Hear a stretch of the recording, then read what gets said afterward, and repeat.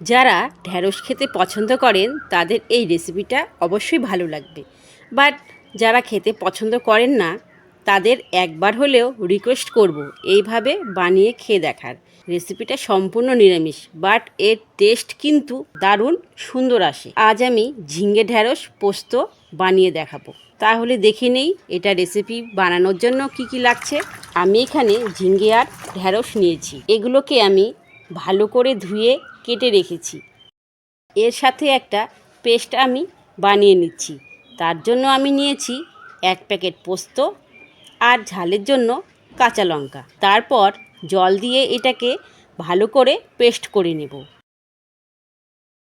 এবার একটা কড়াইয়ের মধ্যে পরিমাণ মতো তেল দিয়ে কেটে রাখা ঢ্যাঁড়সগুলো দিয়ে দেব।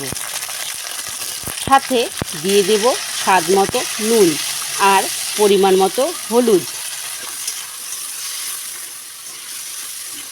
এরপর এটাকে ভালো করে ভেজে তুলে নেব। এবার ওই তেলেই শুকনো লঙ্কা আর কালো জিরে ফোড়ন দিয়ে কেটে রাখা ঝিঙেগুলো দিয়ে দেব।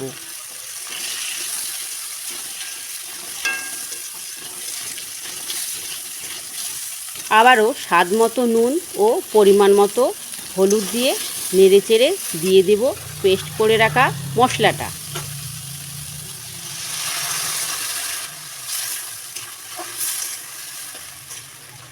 এবার একটু ভালোভাবে মিশিয়ে দিয়ে দেব ভেজে রাখা ঢ্যাঁড়সটা। সব উপকরণ আমি ভালোভাবে মিশিয়ে নেব। আমি টেস্টের জন্য চিনি ব্যবহার করলাম। এবার এটাকে ঢাকা দিয়ে হতে দেব 5 মিনিট। তবে গ্যাসের ফ্লেমটা কম করে দিতে হবে।